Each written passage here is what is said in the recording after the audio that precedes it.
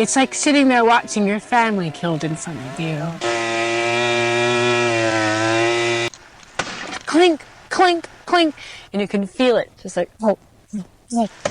And then they give the final clink, and the tree goes, and it screams, and you have to sit there and listen to it scream as it's dying.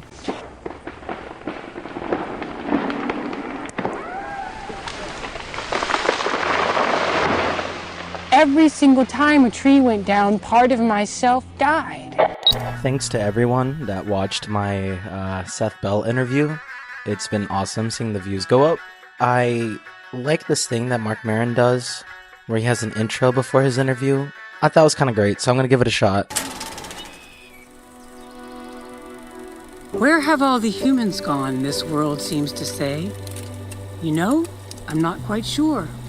They began to disappear one day. So yes, this interview, it's about Julia Butterfly Hill, but it's about a short film that was made with her. And so it's not an interview with her, it's an interview with Mike Cachuela. Mike Cachuela is an animator.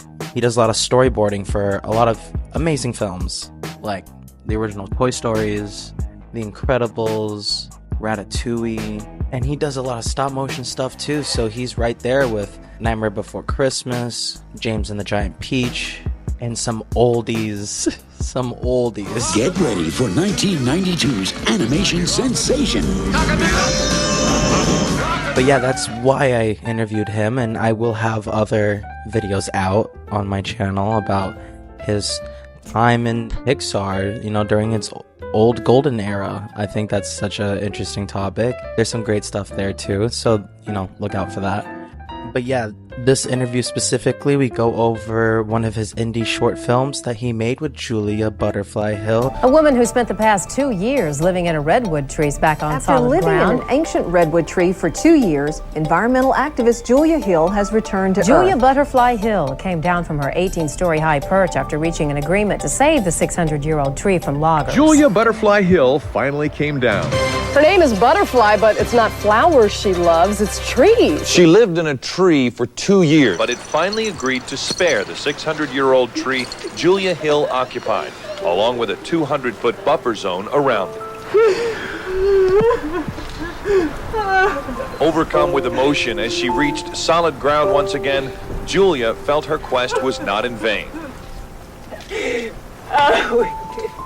We did it! Who was a lady that spent years, just a long time in a tree to save its life. She became a legend. How I got to Mike Cachuela though, I interviewed Steve Moore, who was an animator on a Goofy movie. He also worked on some stop motion stuff. There was a lot of crossover with the stop motion, Coraline and Leica Studios in general, and so that's how Steve Moore and Mike Cachuela, you know, are good friends.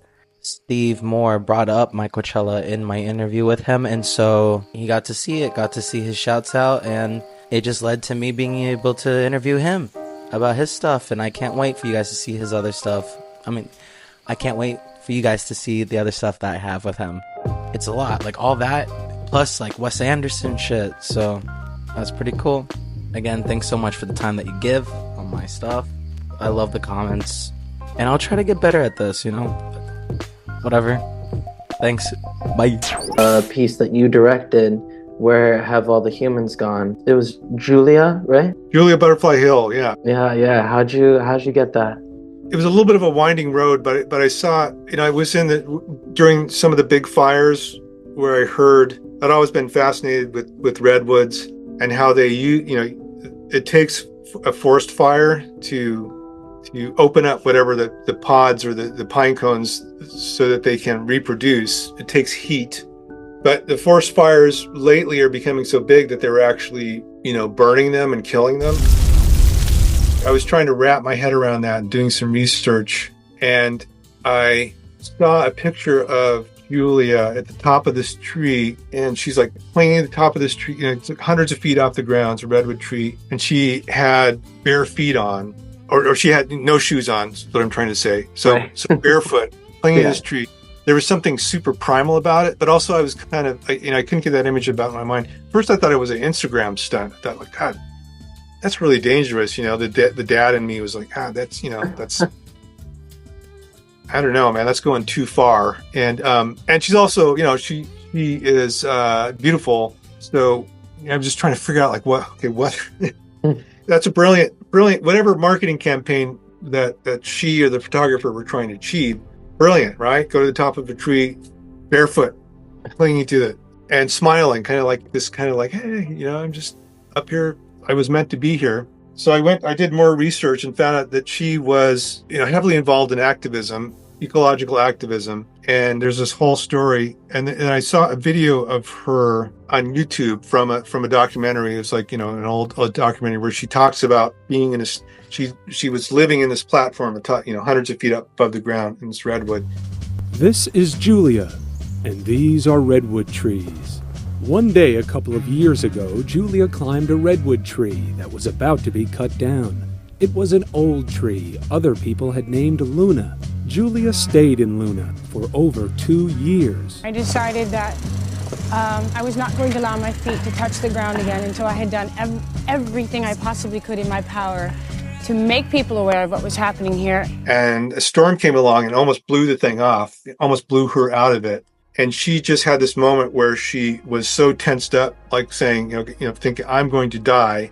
And then she realized, I'm going to die. And she reached a state where just everything relaxed, like she accepted death. Yeah. And that enabled her to get through it.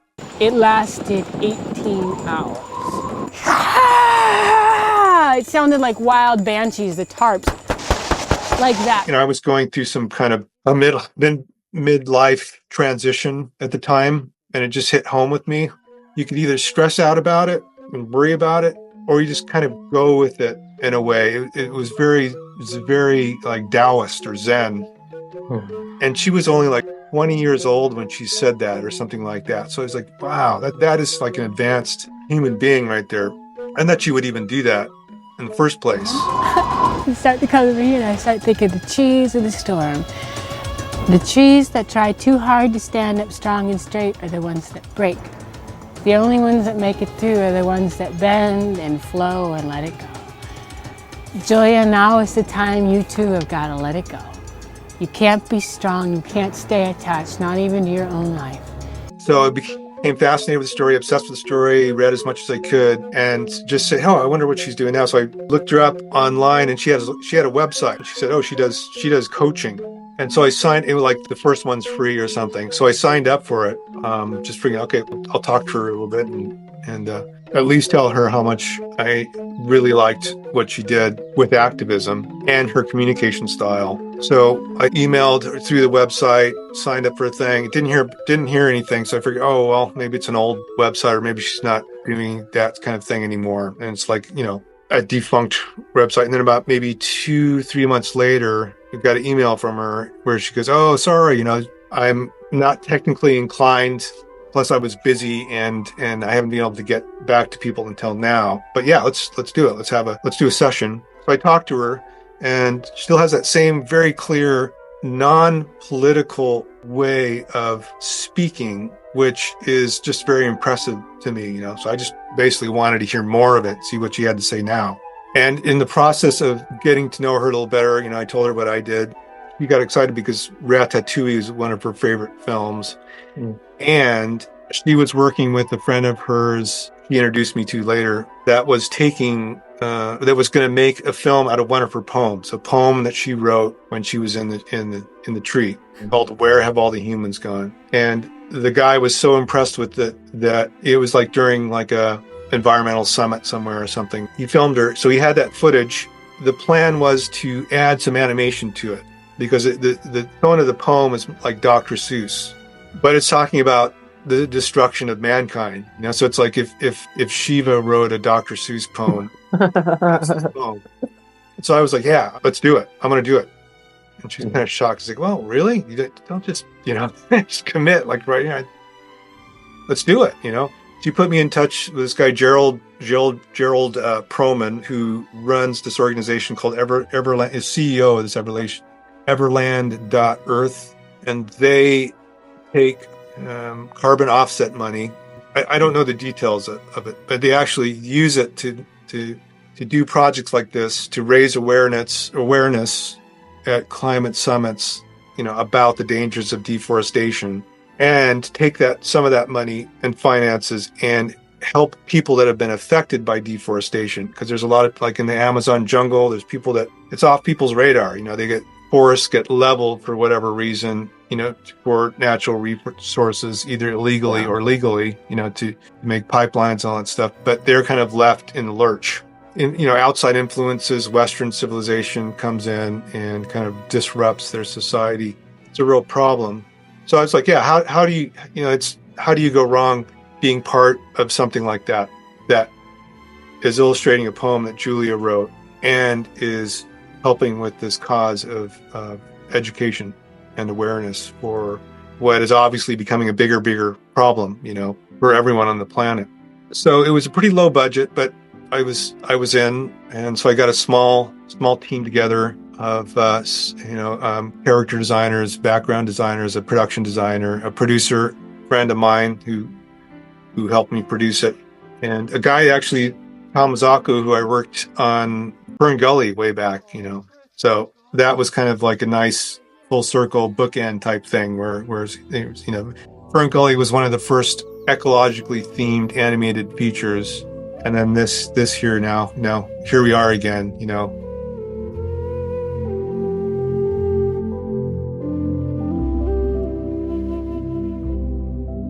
It's cool.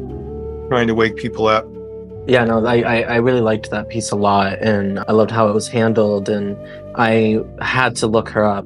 And so I watched the documentaries that you were talking about. I think that it's a cool story to go into. And I was thinking about how I want to see more pieces like that. And so I'd like to see more people in the industry just going out of their way to make something that, teaches these lessons. I think it'd be really cool.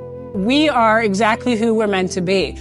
Everything that we know of as our assets, and even things we might be tricked into believing aren't good about ourselves. The fact that I'm stubborn and I get into trouble is now an asset because I learned how to direct it. The fact that I was young and the fact that I was a woman was used against me in the beginning of the Tree City. It was kind of like, oh, isn't she cute? Give her enough time, she will come down and get those atrocious nails done and go out on a date and get on with her real life. But then I stayed and I stayed and I stayed. And then I was doing something that big burly dudes had never done before. And the fact that I was young and the fact that I'm a woman became an asset. So I really encourage people to know that, to look within yourself and to know that you are already everything you need to be. Everything that's who you are is the perfect gift of what you have to offer the world. And it's just learning what direction to channel that in that sets you and the world up for success. And in that space, there's no fixing and changing ourselves. There's just being ourselves authentically in the moment and going on the journey and seeing where that leads us. And for me, it led me up in a tree and has since led me down to do thousands of events and support community groups all over the world.